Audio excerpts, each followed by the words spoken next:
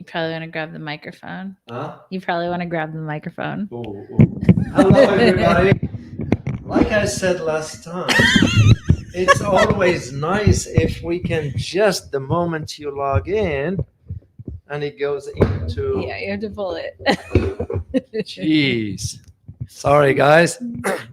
Hello, everybody, and welcome to Geopolitics in Conflict. We're very excited to be with you, along with Elizabeth here. How are you, by the way? I'm pretty okay. How's your husband doing? He is doing great. He and I will need to go for some golf at some I point. think so. So we're redoing our garage. Okay, well, Because once our he's done garage with all is that, kind of a giant mess. it's so all we're right, repainting it and it looks really yeah, great. it's okay. That's normal. So I need to go for some golf game at Yeah, some point. absolutely. I'll reach out to him and Absolutely. we go. Anyway, guys, we're excited to be with you here because we got an interesting topic that, once again, when you look at the idea of how geopolitics and economics are intertwined, when I say economics, I'm referring to finance, I'm referring to trade, I'm referring to all that aspect. Makes a big difference if one does not understand how those two are linked. So, and it's very, very important to highlight this aspect. Well, today we're going to be talking about major developments. A lot of media is not even addressing it. I looked into sort of the Western mainstream. Yeah, it's really just Bloomberg for the most part. Bloomberg sometimes is on and off. Yeah. I do read their stuff. I say I'll take their stuff better over the BBC. Oh, for sure. The thing about mass media as a whole is number one, it's very hard to keep track of all of it. And so if it isn't your job to do that, it's really hard to keep track of all of it. But a lot of the stuff that happens in the world is like happening in plain sight. But when you overwhelm somebody's system with so much information, the brain can only absorb. Exactly. Your brain can only absorb so much information. And that's the reason why they're doing it. Exactly. So, anyway, well, we're going to be talking about how Saudi Arabia now, the Kingdom of Saudi Arabia, Al-Mamlaka Al-Arabiya Saudiya, for those who speak Arabic. And I know Sabah Al-Khair is here saying, I'm here waiting with my coffee in Arabic. Most important part. Most important. Good to see you as always, and all of you for that matter. The Saudis now are threatening to sell some or all European bonds in one condition. What is that condition? So remember how there was a big conversation, there's been a big back and forth about should we take the seized Russian assets. The Western world says, should we take the seized Russian assets, which is about $280 billion worth, and should we actually take that money and put it towards Ukraine, basically give it to Ukraine? Yeah, which Ukraine won't see it. It's us and the military industrial complex. Right. So basically like back this direction. Circle of money. That's a nice circle. Well, actually, you know what? Explain that for a second, because I think people don't understand that it's not. So some of it is directly going to Ukraine, right? Like, so some of it is directly going to like funding the Ukrainian services. And all that. Okay. Yeah. So you're looking at a 10%? Right. What is the rest of it going to? So explain that for a second, because I think it's important. Well, it's very, very important to understand the dynamics that, for example, when we give money, like what NATO just proclaimed right now, NATO stated that they're going to allocate now, listen to this, 40 billion euros for next year. I know. So that you read between the lines. And we're going to get into that because it is part of the conversation here. The idea of that money, we're going to send them, what we're going to say to Ukraine, hey, we're going to give you, let's say, hypothetically, we're going to give you $1 billion. Okay, but we want you to buy $800 million of our weapons. Right. That's what it is. We're not giving them anything. We're just giving money back. Right. Yeah, back to the military industrial complex here in the US, because that's the one that manages and controls American foreign policy. Just to let you know. Then you got the likes of BlackRock and which, by the way, they're taking over the country there. This is where that money goes. It's not to Ukrainian government. Government we see only about literally max of 10%, to my knowledge, as one who worked in, I was inside, I do remember, and it's not a classified, I'm going to share it with you guys. I remember when we will have a plane come in full of money. We'll have to take that, escort it to where it needs to go. Then we'll give a percentage to the local government, whatever that government was. Then the rest will have to go back to the military industrial complex. That is what it is. But the big point on all this is that now the Saudis are saying, you do this, we're going to sell our bonds. And we all know what it means. As a matter of fact, do you know why the Europeans are concerned about the statement from the Saudis?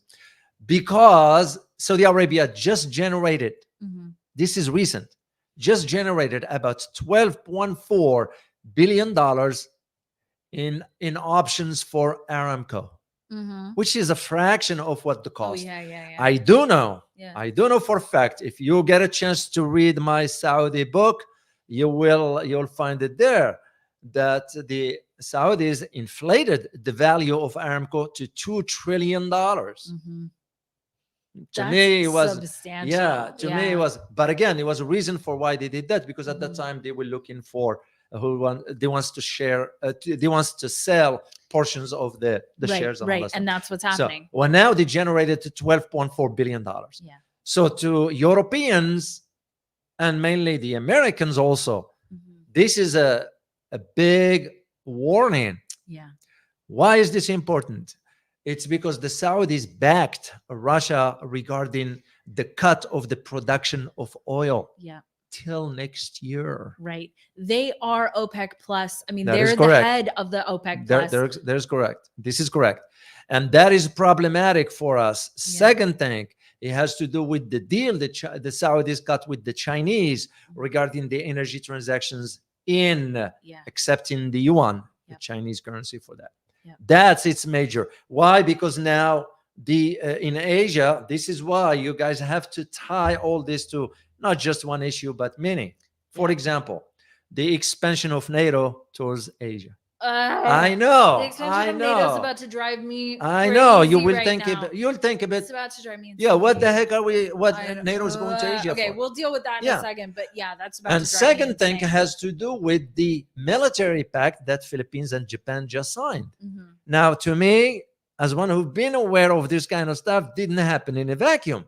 I bet you both countries were ordered by the U.S. Do you remember them? A few months ago, they were walking in a White House along with the U.S. Marcos Jr. was right, and Fumio Kishida on the left, and Biden in the middle. That's to me a big sense. So when you take all this into consideration, you say to yourself, was the Saudis right in issuing this threat? Absolutely. And so it's interesting because, so there's a couple of key pieces here. First of all, the collective Western powers, namely the United States, obviously decided not to, at this point, actually utilize the assets themselves, but they're taking the profits from those assets, the profits that those assets generate, which I think is about 3 billion to 5 billion euro a year. Wow. So that's what they're taking. They're not going to take the assets themselves. The big thing about the Saudis, particularly using French bonds as leverage, is if this happened, right? So the main statement that came out of the Saudis was like, we absolutely would not do that. That didn't happen, right? Okay. But the reality is that I think it's not necessarily about the bonds that it would dump, more or less, but that it's actually about a bigger trend that might start, because there's a really big support gap from the global South for the Ukraine situation. And so now the global South is tending to support Russia. One of the things I want to bring up in this conversation is the fact that the United States fundamentally thought that with all of the sanctions that they put on Russia, with all of the combatants, I don't want to call it a distraction, because I feel like that degrades the loss of life and the horribleness that war is, but more or less they're keeping Russia busy with war, right, in Ukraine, that they thought it was going to bring down the Russian economy. They thought it was going to bring down Russia to not give them access to the SWIFT system, to put all these sanctions on them. They thought it was going to bring Russia down. The problem is that it didn't. And not only did it not bring Russia down, it forced Russia to have to go find other things to support themselves. So I think fundamentally they're more concerned about, the Western world is more concerned about the Saudis basically starting a chain reaction of other global South countries, basically saying, you know what, I don't think we really need these anymore, and tossing European bonds as in mass or like a domino effect, because the Saudis have an enormous amount of influence through OPEC Plus and through many other means. They have a lot of influence. So I think that definitely comes at interesting timing, considering where President Modi was, Indian Prime Minister, Prime Minister Modi. One who is not qualified for that position. I'll say it straightforward. He is not, but I will say that he broke by So first of all, I have a video of the hug if you want to see that. Let's see that one. Let's see that one. Okay. I heard about it. I didn't see it. It's just because I was like, there's nothing there to see as far as what Modi does. But it's actually let's see. But let's talk about that as a whole, because India is kind of an interesting player in this game. But all of this is sort of coming. You mean a great player in a good way or a bad way? Neither. To me, it's in a bad way. I think India is in an interesting position, though, because India is sandwiched between the US and the global South countries of China and Russia. They really are in a very odd position because we have a lot of US industry in China. Or in India, sorry. We have a lot of US industry in India. But those are not, like, the main ones are not in India. The main ones are in China. Right. But you're talking about some low-end labor. Yes, that too. But I am saying that India is in sort of a precarious position. Now, I can't say what I would do if I was India or not. But I am going to say they're in a very precarious position because they are wedged between the US and the But also they are in precarious position because they don't have the political will to come forward and say no when it needs to be said. It's no different than Japan and South Korea. But they also don't have a comparable economy. Well, because the poor infrastructure, they were never willing. Absolutely. They were never willing to take a hard look. I had a conversation with somebody from inside India, S.L. Kantan. He's a journalist. Okay. He's somebody who lives there. And he explained to me that one thing Indians do not like, they don't like to be criticized. Even though your criticism is sort of a constructive one. They don't like it.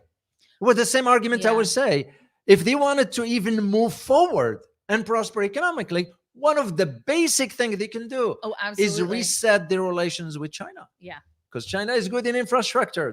Tell me if there is other country that build as much as let's just be honest about it. Even for us, that's true. We can't be compared to the Chinese regarding infrastructure. I mean, it's laughable. I know. Not even close. But at the same time, to follow your argument, which I agree with you, just India doesn't have the political will. India doesn't have the political will, and India also doesn't have the economy. It's not even comparable to China, for example. Of course. Russia also has a shockingly small economy for how much it gets in the news cycle. Russia actually also has a very small economy, but Russia has tied itself to China, which is the second largest economy. So, and it's interesting because I've watched a couple of people. I think I brought this up maybe last time, but do you remember the guy who's the former CIA guy? I don't know if you're ever former CIA or not, but Andrew Bustamante, he was talking about what he sees for China and the US. And he said basically that they're going to go back and forth in terms of who's the biggest economy in the next 10 years. And so that puts it actually a very challenging position for both the US and China, teetering back and forth, being the largest economy. So it's an interesting point, but I think in some ways it's possible that a lot of the in-betweeners are looking to see who's going to win. Which one is going to be? And China is in that. I agree. It just to me what's clear is if you are a head of state, you will think about for example, you want to move up economically. Well, how are you going to do that? That ain't going to happen on its own. You're going to have to build the infrastructure that sustain that development. Absolutely. Well, you are not doing that, and you're calling yourself ascending to global power. It's nonsense. So, and just to tie it back to your point about India back to Russia, for the Russian economy, you look at now, and I just looked at stats from Statistica. We'll put the link for you guys. Statista. You can show the page if you want to show Statista. Sorry, guys. It's No, I'll put the link later. Just because I have to go back and forth on all that. But here's the point why I wanted to share with you. Despite the sanctions that we imposed on Russia, their GDP now per capita reached about $15,000, far better than what it was prior to. And the stats that I looked at, this is not from last year or the year before. This is as of June 25, 2024 of this year.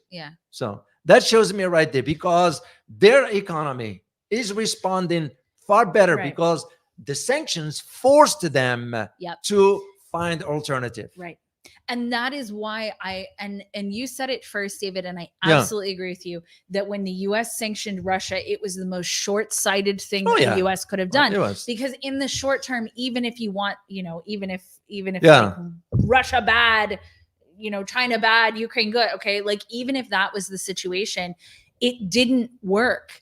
And I think it was a lot of very smart economists at the very beginning were like, look, this isn't going to work. And not only is it not going to work, it's going to backfire on the US. And that's what we're seeing happen right now. And I very much at the very beginning of this whole conflict, there really was that conversation of all of these sanctions are going to bring Russia down. They're going to bring Russia down. Russia's not going to be able to be a contender, whatever. And then that just hasn't turned out to be true. Yeah. And so even, do you want to see the hug between, let's see that one. Between Prime Minister Modi and Russian President Vladimir Putin? Let me put this back up here. Can I put this back up? Okay, you guys have to let me know. There's nothing really to hear, but all right, check.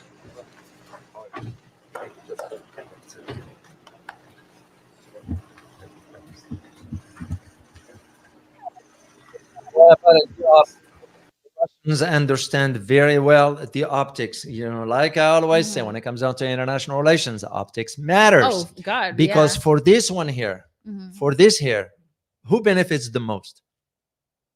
What do you guys think? Who benefits the most? Just put your answer in the chat box, please, and I will answer it later on. So, but we'll take a look at, from this trip, in your opinion, who benefits the most? India or Russia? So we'll get back into that. So to go back to the Saudis' decision there, to me that something dropped. I hope nobody broke anything. Hope the husband didn't. It's a dog bone. It's a dog bone. So no glass has been shattered. No, good. It's the dog bone. Good.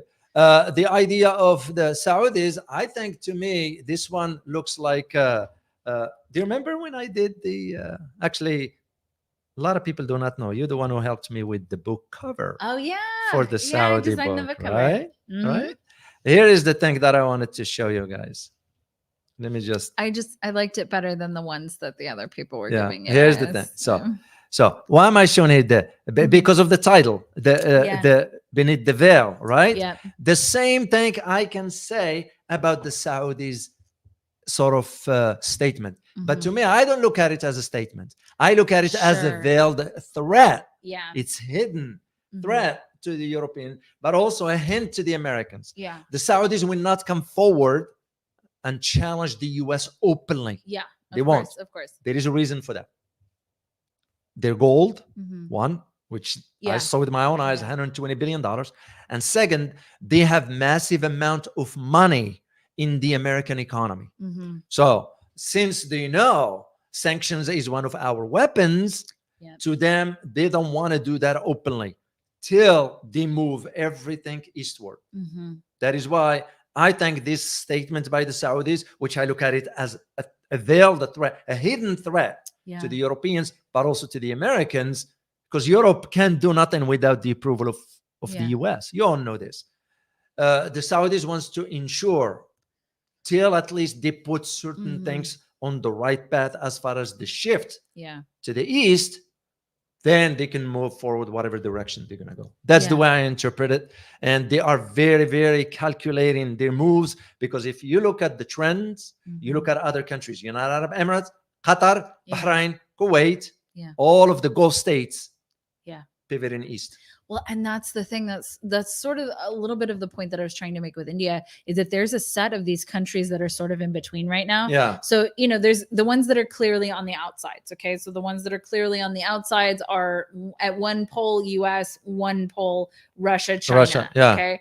And so, you could say Russia, but like China's like a big bad guy right now too. Okay. So it's like, here's the two poles. And then everybody else is just like some version of a flux in between. And more or less, I think outside of these two poles, everyone's got the chance to flip. I think a lot of countries are really trying to pay attention to right now, like what's going to happen next. That's true. And so you see a lot of countries. Oh, I'll put North Korea on the side as well. On that side as well. So because they're also the big bad three, right?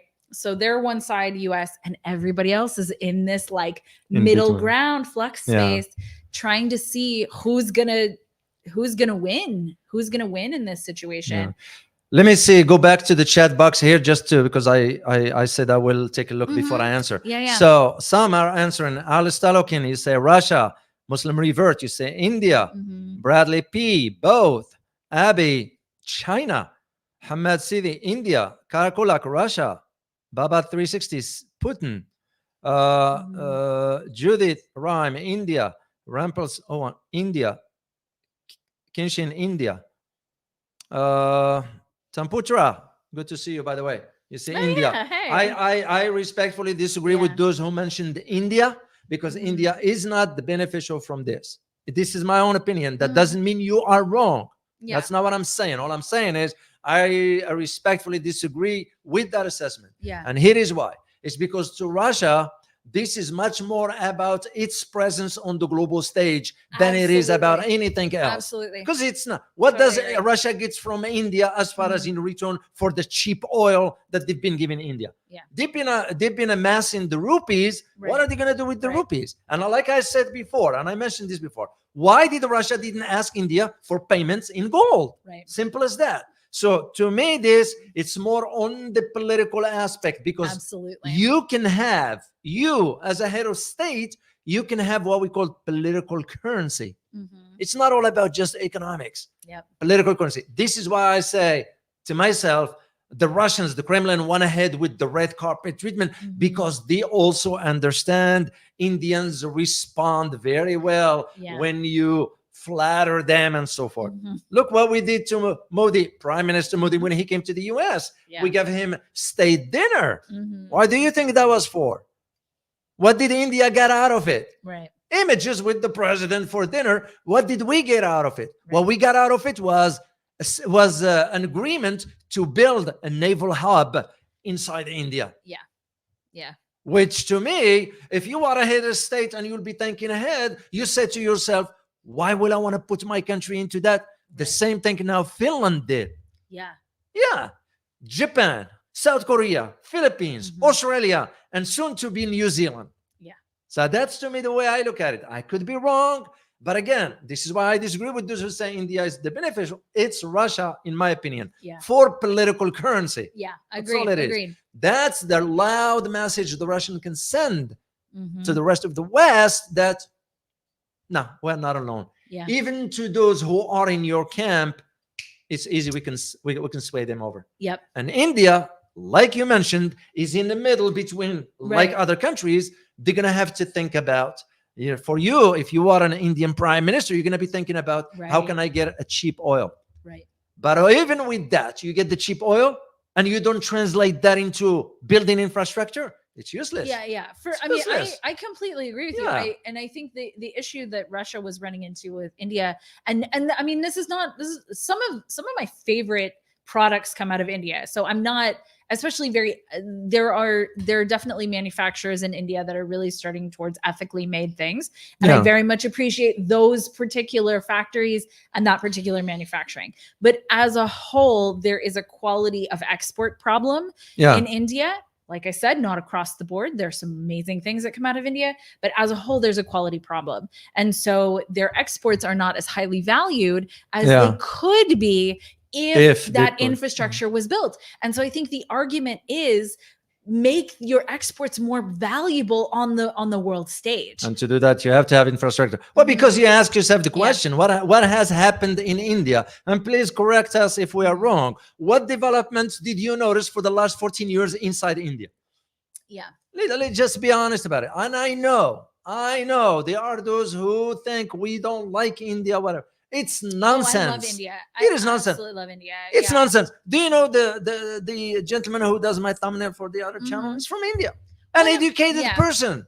Educated. I've been to India for my Indian friends' weddings. Like, I love India. It's nothing against India. I actually have a video of this somewhere. I saw it the other day, but I did. So I went to India for one of my friends' weddings, and you have all the like fun dances and stuff. And so I actually did a couple of dances for my friend for the traditional wedding. ones for India. The saris and everything. Oh, so beautiful. Oh my gosh. Yeah, it's an old civilization. Nobody's denying this. Beautiful. It's very.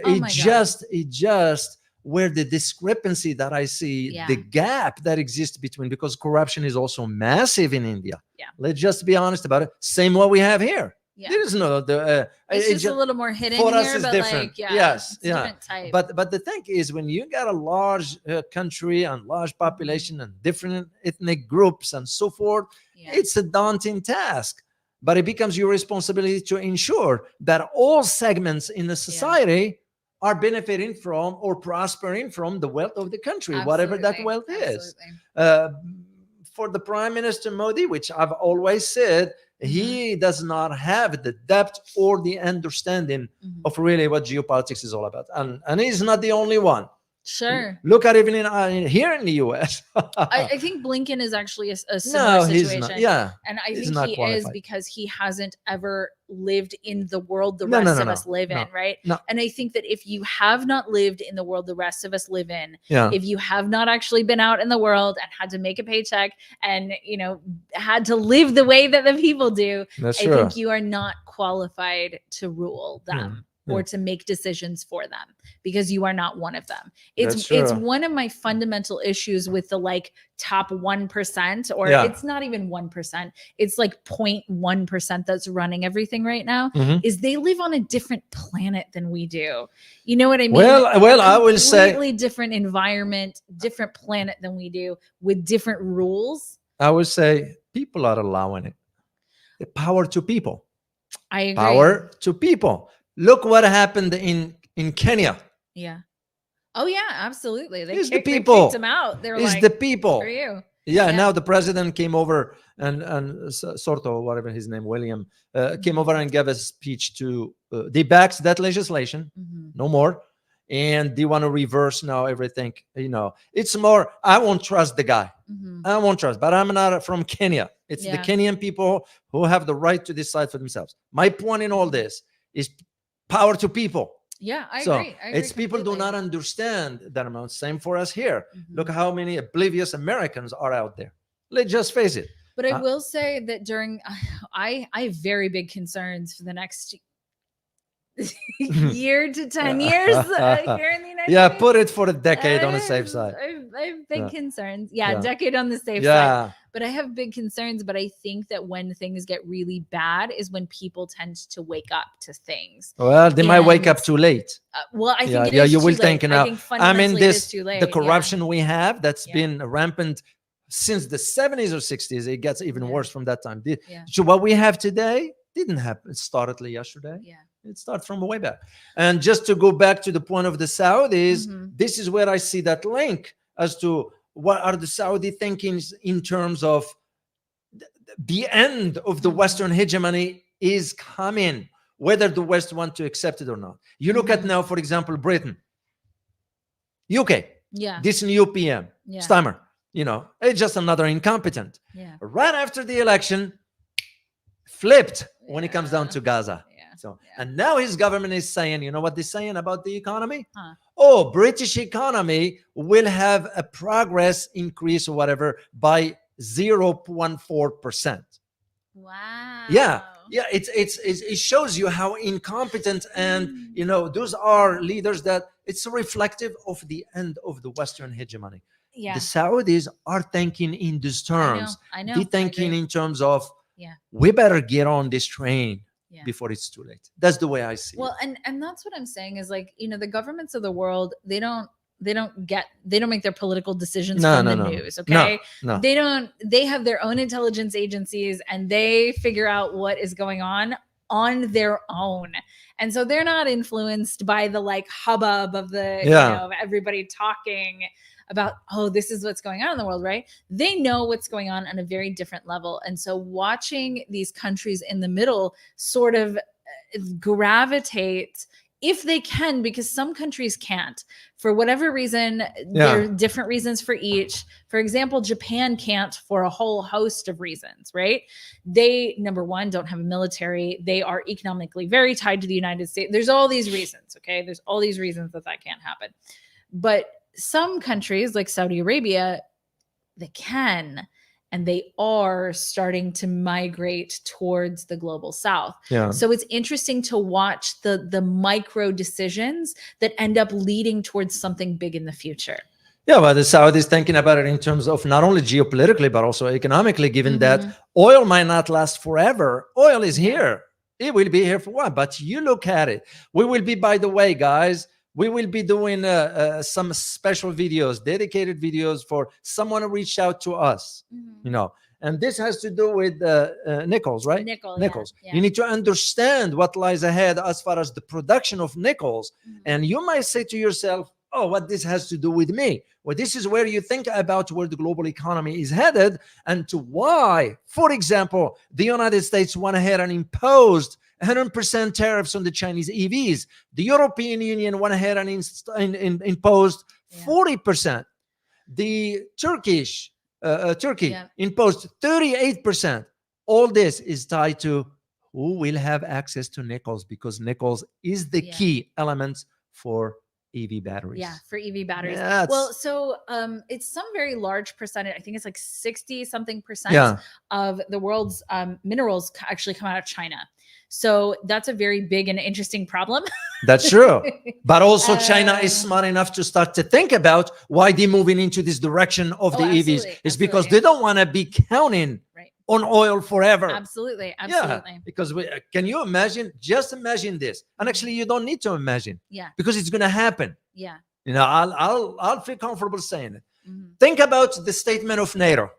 What did they say? Just yesterday, during the conversations, that China is a threat. Yeah. Okay. Anytime you hear the word threat, what comes after that?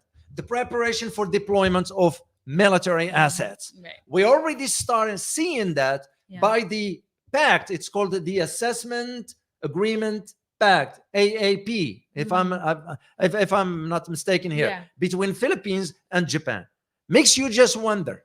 And if you know anything about the history of Japan inside Asia, let alone the history of Japan inside Philippines with the death camps that there existed in Philippines, and yet Philippines went ahead and signed that pact by which both countries will exchange their militaries. Yeah. Okay. Now you say to yourself, and the same arguments can be made about Japan going all the way to the borders of Taiwan, which is China, that is, and establish a military presence in one of the islands. Why the heck will you go 2,000 miles away from your borders to do what? Because their argument is we will defend Taiwan. Defend Taiwan against what?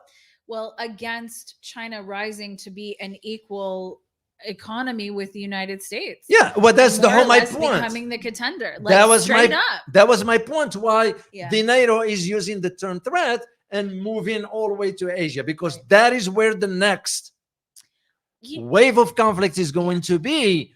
And the reason for it, you know what's at the heart of it? Economics, because we do not want to see Asia prosper economically. That was my point about India. If India wants to prosper economically, they better take a step back and rethink their strategy. Yeah. Well, and I mean, that's ultimately the thing, because there's an argument between like, will China rise? Will the US rise? Will China rise? Will US rise? Who's going to be on top? And so the prevailing thought in the Western world is that the US is going to be on top forever. But the reality is that economically that has never been the case. The US has only been on top really since like World War II. And so it hasn't even been that long. And so really, it's funny because there's not even really a reason for war anymore. We're just like doing it because reasons. It generates money. It generates money. Like, that's what it is. We can't do this because we can't let Russia win because like nobody's even saying democracy anymore. It's just like we don't even know why this is happening. And there isn't even a narrative around why China is bad. Like they're just, because TikTok is destroying the minds of our youth. No. And TikTok is exposing the truth. That's why they don't want it. So they want to keep the Facebook. But you know what I'm saying? Like China owns a bunch of our land and they own a bunch of our debt. You know who else owns a whole bunch of our debt? U.S. corporations own the majority of our debt. And that means who are the debt payments going to? Us. U.S. corporation, not us. No, as far as who's gonna be paying for that. But it's U.S. corporation. So who is paying for it? Who is? This is the trick, right? Who is paying for the debt? We taxpayers are paying for the debt. Where is the debt getting paid to? Either China, which we are saying is like the big bad enemy. Okay, so we are making our tax dollars are going to China. Okay, yes, that is a place that they are going. However, they're going primarily to U.S. corporate interests. So our tax payments are actually going back into corporate pockets. That's true. And this is why, for example, in the case of the UK, when the idiot Steinmeier, the new PM, the incompetent one, saying that the economy is going to be progressing by about 0.4% or has progressed by 0.4%. This, in my opinion, leaves the UK in predicaments because if you look at the amount of inflation that exists, UK has only two options. In my opinion, I'm not an economist, but based on my own understanding, it just makes perfect sense to me. You are left with two options. One is to either borrow money, which we all know what it means, or second is to increase taxes. And can you imagine the average British being taxed more? And while they're standing in the streets saying, live long the king. I thought this king was not that popular. The whole kingdom thing is a farce anyway. But again, hey, it's their country. Absolutely. They can decide whatever. If they're willing to give their tax dollars for the monarchy to live that lifestyle, more power to them. So the monarchy, in case you don't know, never needs another dollar, and they will be more wealthy than they could spend. Well, look what they did to African nations and Asian nations, and how much they stole and all that stuff. I mean, if England wants to do the right thing, first of all, at least in the contemporary history, return the stolen gold to India and Venezuela.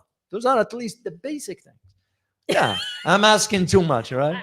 I think you're asking the right thing. Yeah, but they won't do it. Do I think that there's any chance that that's going to happen? No, the systems are corrupted. And this is why, just to tie it back to our key topic here, you think of those dynamics that's taking place, the Saudis had to really, really think strategically as to issuing this statement. And by the way, the statement was issued through a private conversation during G7 because the Saudis were invited. Makes you just wonder why the Saudis were invited in the first place. Because you are concerned, the collective West in this case, concerned that you are losing grip. Oh, absolutely. That the Saudis they should be, because even on the global stage, it is very clear. It's clear that they have lost grip. And it's clear that the G7 ain't gonna be competing anytime soon with the BRICS and the ASEAN and the RCEP, assuming those economic blocks will move into the right direction. The multipolarity that is upon us, it's already here. Let's not pretend that is not, because some in the West are pretending that, well, it's not here yet. No, it is. No, it is here. Let's just be straightforward about it. And the idea is that we are not willing to accept this reality that the shift ain't gonna be just geopolitical. It's gonna be economic. It's gonna be financial. It's gonna be in trade. It's gonna be in so many other sectors, technologically as well.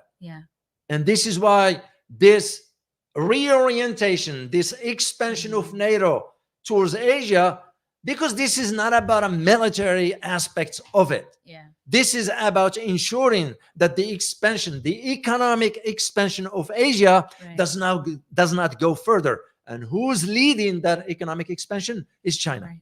This is why if you only know I've been in Cambodia before. If only you know what's taking place in Cambodia behind the scenes through the US embassy. Yeah. We never want it now because we're seeing some economic progress in Cambodia. Did you know we were trying to do the same in Cambodia that we did in Ukraine in 2014? Oh, and it failed. Yeah. I wish it would. And I was there before that. I wasn't aware of that at that time when I visited. Yeah. When I was in Phnom Penh. And it was like, right after I left, a year and a half later, I'm getting a word. This is like we're trying. Why? Yeah. And I was there, and I used to go out in Phnom Penh. I'll walk, and nobody will bother you. It's kind of they don't care. You're just another human being, whatever. And they were wonderful people. I will, of course, some of them don't speak English. I don't speak Cambodians. Yeah. You just say hi, you wave, and that's about it. But when I found out, if we are to be thinking in those terms, that means something is coming. Yeah. What was coming? Yeah. Is the rapprochement between Cambodia and China's help regarding economic, because it's the economy. Yeah, straight up. It's the economy. You can think about it any way you want. If you have a population that is not prospering, you got a problem. Yeah. This is exactly what's going on in certain parts of the world, the likes of Philippines, the likes of India, the likes of Kenya, and so forth. Yeah. And this is why the Saudis are thinking, because the Saudis also, and as one who wrote a book about Saudi Arabia, so I had to dig deeper into the research, and the Saudis' massive population, it's not the likes of India. What I'm talking about, the age brackets. Yeah. The age brackets between 20 and 30 got a large segment of society. Yeah. And if you have a society like that with that large segment with nothing to do. Yeah. Oh, yeah. That's a problem. That's an ingredient for trouble to come. Yeah. And the monarchy, because monarchy is the one that controls all the resources. There are about 2,000 princes that withdraw stipend on a monthly basis. Wow, 2,000? 2,000 from the royal. This is why the royal family, it's big. It's from within. This is why you see the fighting inside. That's why MBS, when he came and took over, 2,000. It's not going to set well. There are some, to my conversation inside when I was in Washington at the time, that ain't going to bode well for him down the road. This is why you have these tense relations. It's tense, but it's hidden between Saudi Arabia and the US. Those who say nothing is wrong with the US-Saudi relations, it's a lie. No, and it's a lie. And so the Saudis joined Enbridge also, which is the alternative payment system, and that's fairly recent also. And it's very interesting because the global South as a whole has really embraced this alternative payment system. Yeah, and it's not like it's not like a someday maybe whatever thing. Like it's something that is very. It's something that's very needed, right? Yeah, so it is. It's needed functionally anyway. Like even if it wasn't, an issue between the US and all of this and the dollar and the SWIFT system, even if it wasn't all of this, it literally makes sense to have a payment system that allows countries to pay each other in other currencies than the US dollar. And apparently the SWIFT system also is very, it takes a really long time. It takes longer than it should. It's kind of a giant mess. Yeah. So SWIFT is apparently not that swift. Yeah. You see that joke? It was a pretty good joke. Oh, I know.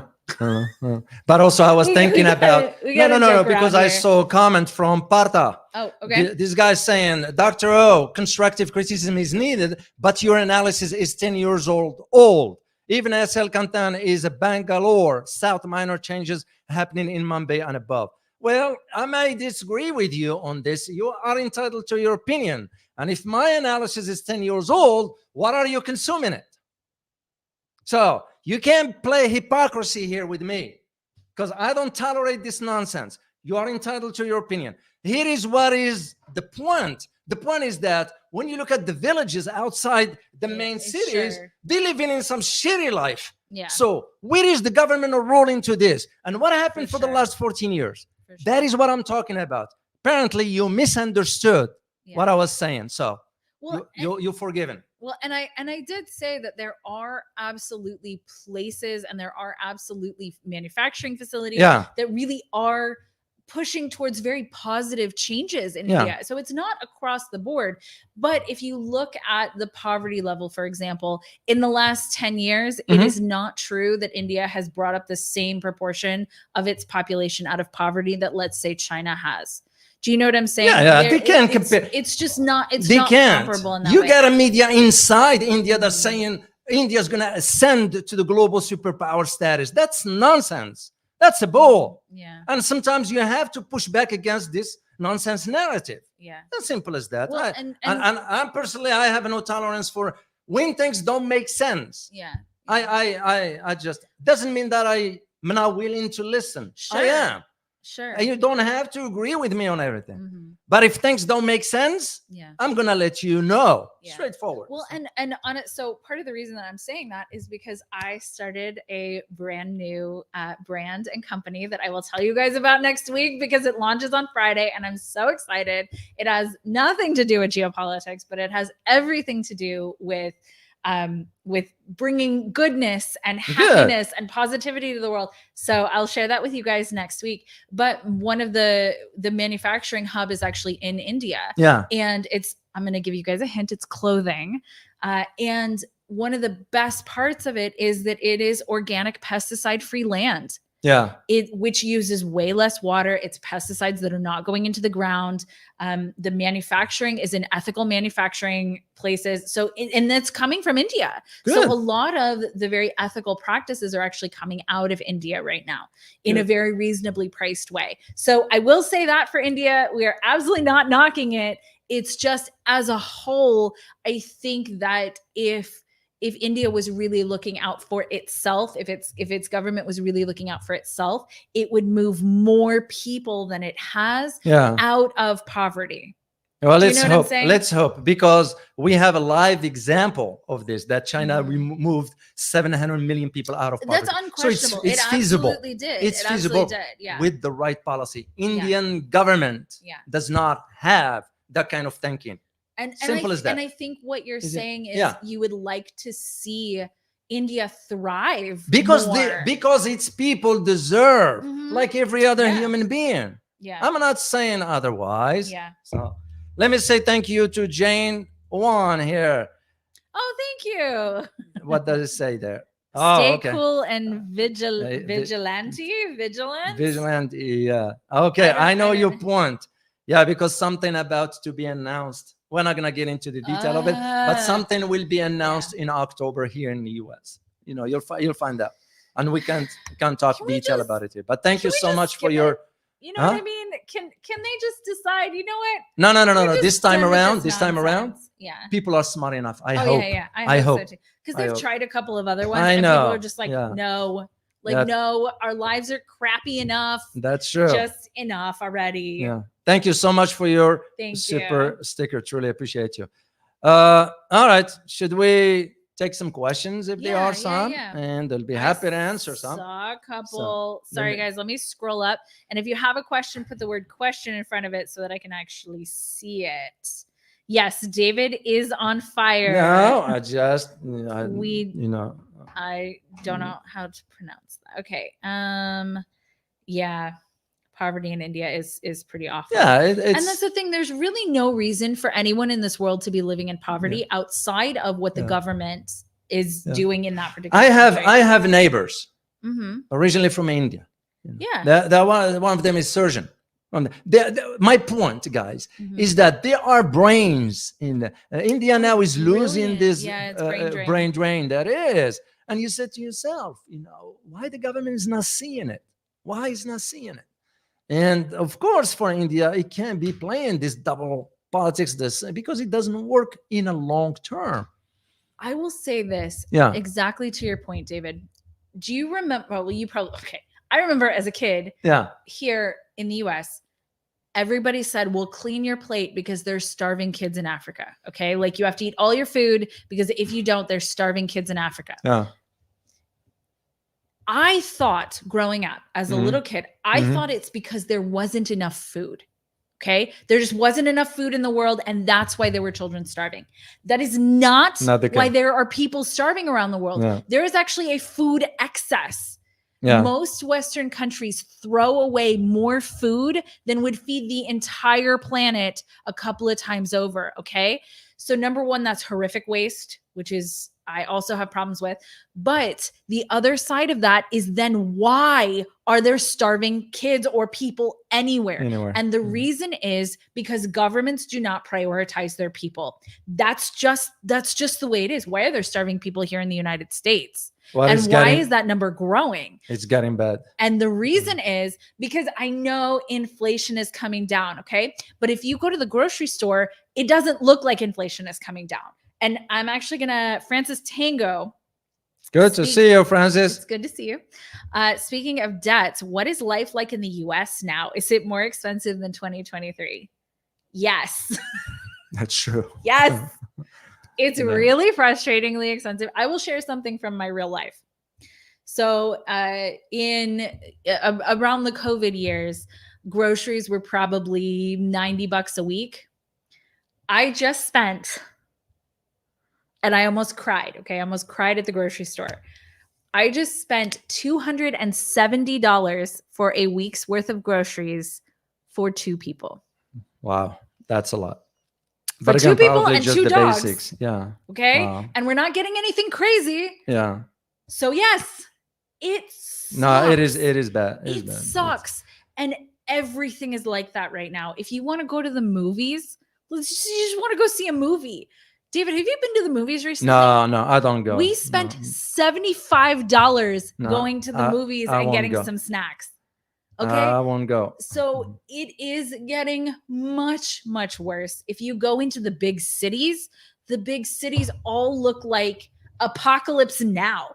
Like it's not everywhere, right? But parts of the cities that didn't used to look like that now. So yes, it is worse. It is worse right now than it was last year. And we also have the added pressure of what just happened with Biden and Trump. And we have the added pressure of a lot of people are realizing that Biden perhaps is not all there. Whereas the Democrats have been telling people for years now that he's fine. And then all of a sudden the world got to see that he's not fine. And so we've got a I don't know what's going to happen in November. I mean, in between the chaos of Trump and all of his legal stuff, and then this with Biden, and is he going to be replaced? Is he not going to be replaced? I think we're in for some very tumultuous times ahead. All right, are you looking for another one? I'm looking for a question. This one here,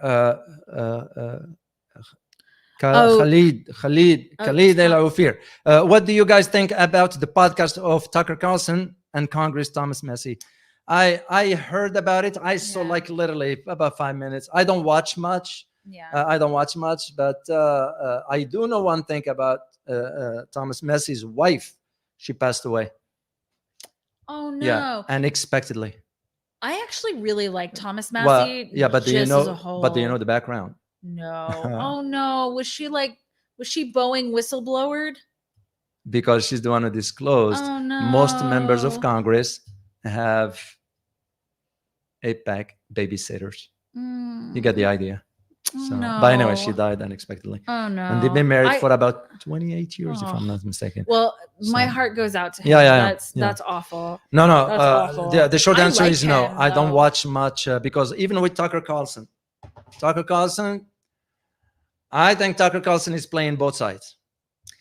I don't shy away. I'd be happy to have a conversation with him. Yeah. But he's playing both sides, and the both sides that is. You know what the both sides is? After the interview with the Russian president, what the Tucker Carlson's wanted to do, and I could be wrong. And as a matter of fact, one of the viewers in the channel also stated similar arguments, and I could see the logic of it. Is that to move the masses from the war with Russia to the war with China. So the same argument Professor Mersheimer made Interesting. Which to me was like, wait a minute, guys, wait a minute. Yeah. You are entitled to your opinion, of Absolutely. course. Tucker or anybody for that matter. Yeah. It's just the shift that is happening this fast. Because to me, that will be a part of this manipulation aspect of it. Sure. That's it didn't make sense to me to why all of a sudden, in Tucker's view, China is the enemy. All of a sudden. Yeah. That's what of course, because Trump is running. And again, I am not saying because he's doing favor for Trump. Trump is big anti-China. I don't give a damn about that stuff. And I don't care. Yeah. Because to me, it's useless information anyway. Whether he gives him support or not. Because there were some saying, well, maybe Tucker Carlson should be the vice president for the U.S. Yeah. I don't care. I don't care. Just when you talk vociferously loud, doesn't mean you're right. It just, to me, that shift all of a sudden, to me, it's as a former military intelligent guy, we understand how these things work. When you're trying to shift a mindset from the war in Russia to now the war in China, are you preparing for something? That's a great question. Yeah, that's fundamentally a great question. And he's interesting to me because although I absolutely do respect that he went to Russia and interviewed Vladimir Putin, you admire him for that. Absolutely. But I will say that I don't understand fundamentally anybody who doesn't advocate for world peace.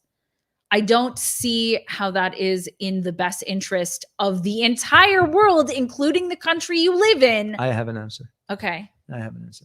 I am part now of a panel. Okay. That is advocating for multipolar peace. Great. That counts. You guys, and I will release a video for you. By the way, tomorrow, but we're going to record it. I will release it later. It will be with the individual who initiated this piece. Yeah. Reached out to me.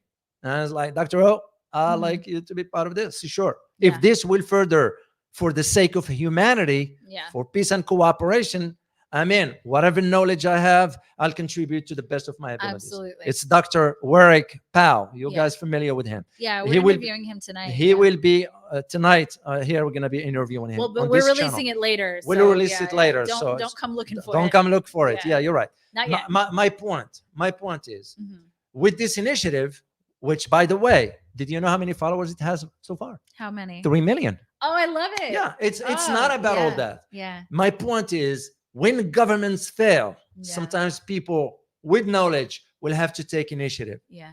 The last time we were about 10 of us. You look about everybody with the PhD level in the Einar Tangen. He's a doctor also, but he's a doctor in JD. Yeah. He's a JD, meaning jurist, a doctorate. So the idea of you got individuals here from different parts of the world. Yeah.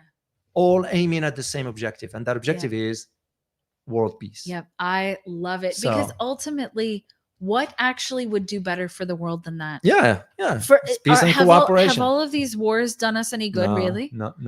And fundamentally, and this Julian Assange quote, I will hold forever. And bless him. I hope he lives a very long, happy, healthy life.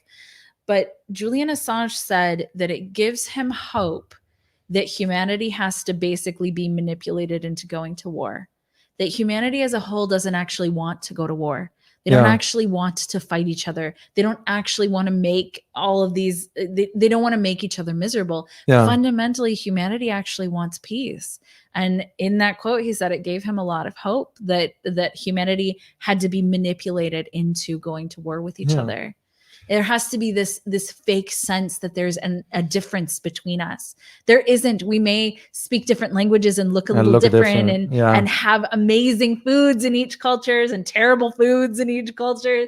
But fundamentally, we're all the same. We're all one people. Well, this is why you have the likes of the relic, like NATO, using key terms as far as, for example, China is a threat. That is the reason why to push, because they want to keep the narrative alive. Yeah. How do you keep the narrative alive? That's the way you do it. Well, and it's one of the most surprising things that I can't even figure out why they're doing. Like, I know on this side, we know, right? We know why they're doing it. But the narrative is always China bad for this, for these nothing reasons.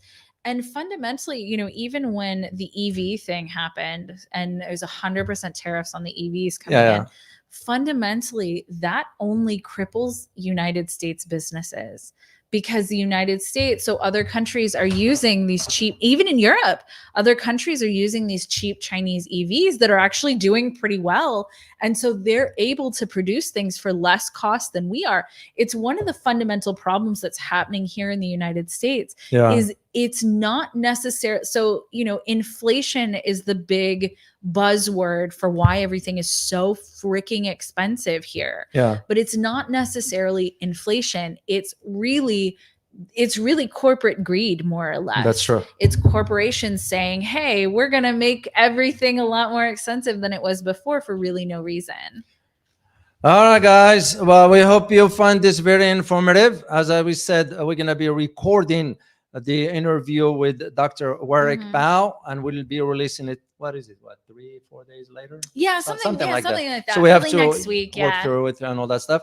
And you'll see it. You'll see it. So, and we look forward. We'll be working on this particular videos that we told you we're going to be doing, that someone reach out to us to do this. And remember, we do this because we also vet whomever we agree to do. We don't take just whomever either.